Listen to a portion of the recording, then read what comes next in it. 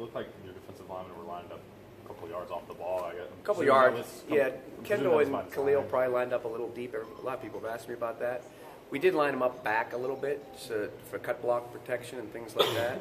And however, we kept trying to put Brady. They're a little too far back. They're a little too far back, and it really wasn't something that showed its head during practice.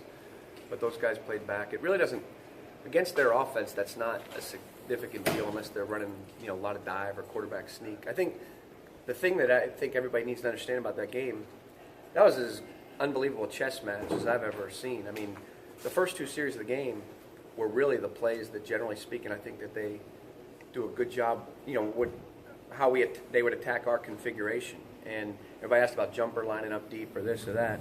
And we took away, they didn't run any triple option after the first two series of the game. Not one snap of triple option. And we probably had 3 tackles for loss on those first two series of the game on triple option. So we made them, we kept using the term main events. And what makes Coach Johnson so good, and obviously the quarterback was unbelievable, played really, really well, is that to me he can make anything the main event.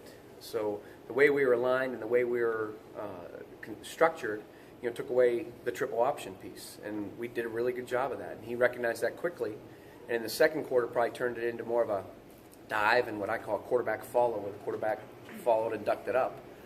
Eventually we caught up to that, and that was the yin and the yang. And then the third quarter, they came out and then a lot of unbalanced and started running what we call belly option, where the quarterback would roll out, the fullback would kind of lead around on the middle linebacker, and they'd pitch off the strong safety. It wasn't a play that they'd run a lot, but they have a lot of if-then statements, and we do, so we had to adjust to that. And then, so I thought the first half we probably had a little bit of the upper hand. I thought the third quarter they had a significant upper hand, and I think we caught up a little bit in the fourth quarter, had a big stop, and obviously against those guys, the fact that our offense did not turn the ball over, and we created 2 takeaways, I thought was really, really good.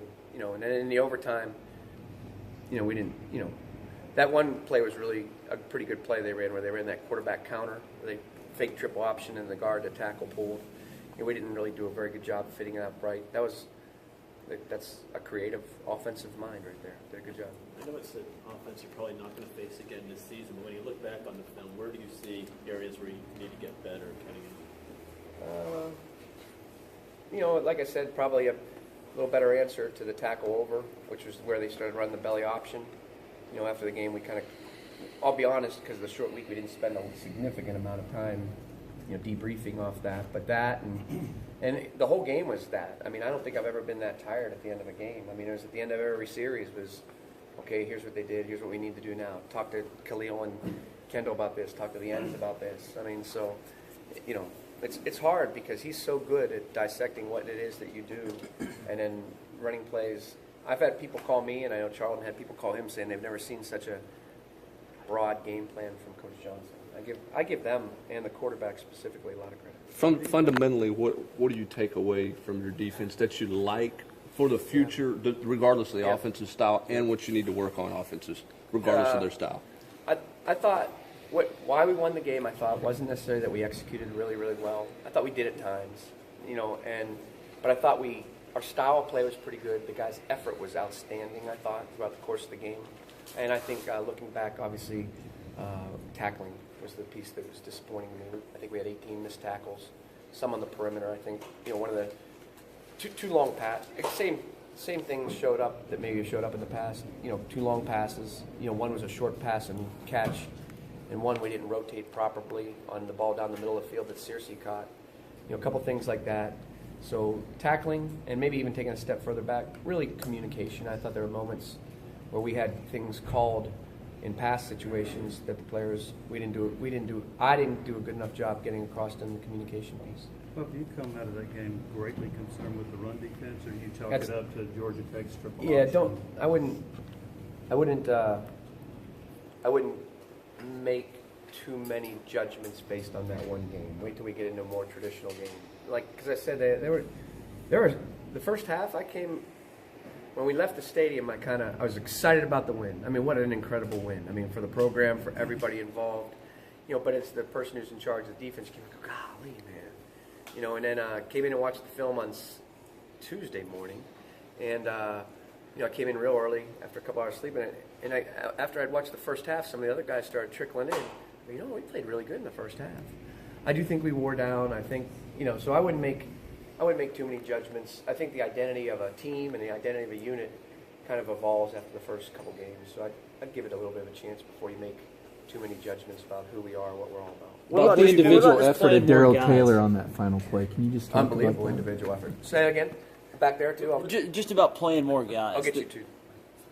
Yeah, that was. I regret that. I said that we talked about that as defensive staff afterwards. I was,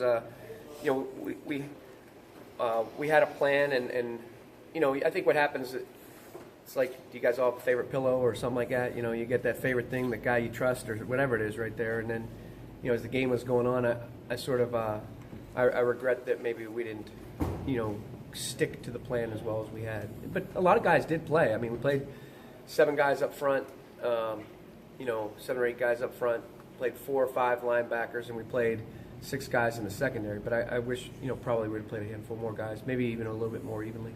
Not anybody, and there's not anybody specifically that I'm speaking about. No. Mike's question, Dave, Daryl flashed, I thought. For his first game in the big environment like that, I think he had a tackle for loss. He batted down a pitch early in the game. That really got him out of some of that stuff. And that play on the last play, because Coach Johnson's right. I thought they called a good play, against how we were configured. And I'm not saying it was a walk-in like he said it. It would have been, it would have been bang bang. However, Daryl did a really good job, and Coach Jones talks about all the time. Not every defense is going to be schemed for somebody to be free and make a tackle. He beat a block, did his job, and made a tackle. The lesson to be learned on that, though, is the quarterback was such a good athlete and so composed. He actually flipped the ball out to the guy. And I think a lot of people, maybe even some of the referees, some of our players, some of their players, thought the play had ended, and it really hadn't ended. So real good lesson to be learned right there. And there's an opportunity for us to teach off that. Bob,